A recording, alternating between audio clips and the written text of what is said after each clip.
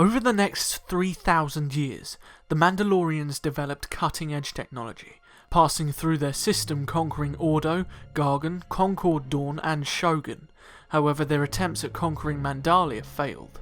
The Mandalorians were so impressed by the native Mandalian giants' prowess and resolve that they invited some of them into the Mandalorian culture, welcoming them as valuable warriors.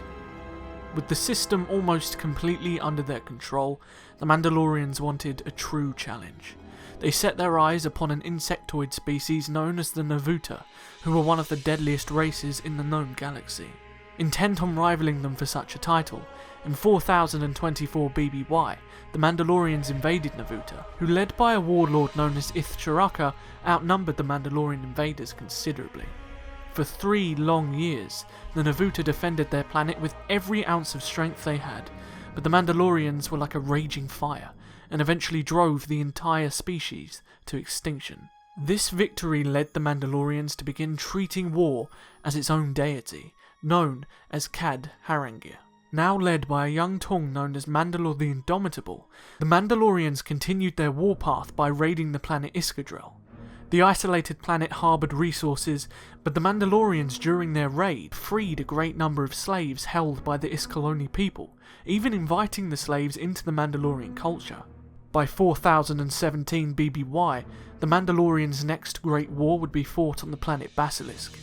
The Basiliskans, a race of big, intelligent lizards, fought valiantly against the invaders, but were forced to enlist the aid of the Jedi and Republic to drive them back. But even with their help, the Mandalorians were swift and deadly, and the Basiliskans were defeated. To ensure the Mandalorians didn't gain the world, they chemically poisoned their own planet to deny them, but the Mandalorians proceeded to enslave what was left of their entire species. The Mandalorians chose to ignore the now poisoned planet, but did decide to scout the surface, and acquired a large number of Basilisk war droids, semi-sentient war machines designed to closely resemble their Basiliskan creators. By 4002 BBY, Mandalore decided to move into the deep core and invaded the planet Quar. The humanoid Quarans were swiftly annihilated by the invaders, almost becoming yet another species brought to the brink of extinction by the Crusaders. 6 years later, the Mandalorians used the vast, magnificent underground cities of Quar as a staging post to launch raids on the Empress Teta system, which would lead to the eventual invasion of Empress Teta itself.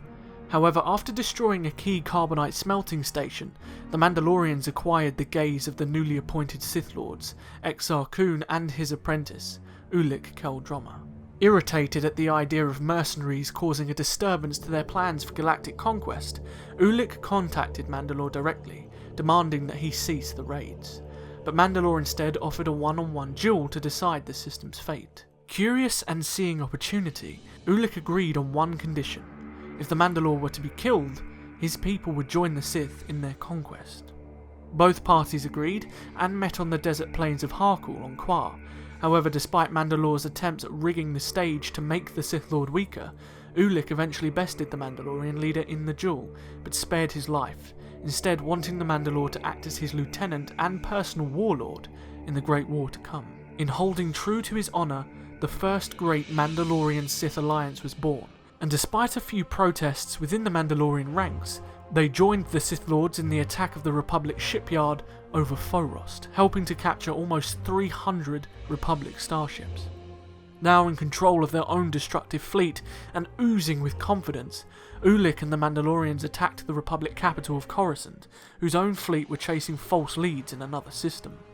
The Mandalorians rained hell from the sky in their Basilisk war droids and flooded the cities, but were ordered to retreat by Ulic's lover, Alima Keto, after he had been captured by the Jedi. After the battle, Mandalore discovered that Alima had betrayed and abandoned Ulic, and feigned loyalty to her.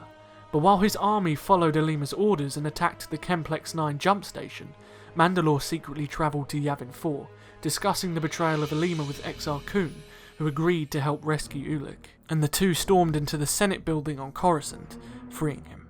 A while after, Alima Keto was killed by Exar and the Mandalorians were ordered to capture the Isis Royal Palace on Onderon.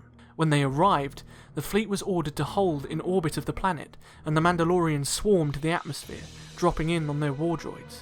But the Mandalorians were met by the Onderonian Beast Riders, and a fierce aerial battle ensued. However, unbeknownst to the Mandalorians, a few hours after the initiation of the battle, the Republic fleet arrived, destroying the orbiting Mandalorian fleet while the army was on the planet. Mandalore knew that his people had no hope of victory, and believed he could use the current atmospheric connection between Onderon and its moon Duxon to escape.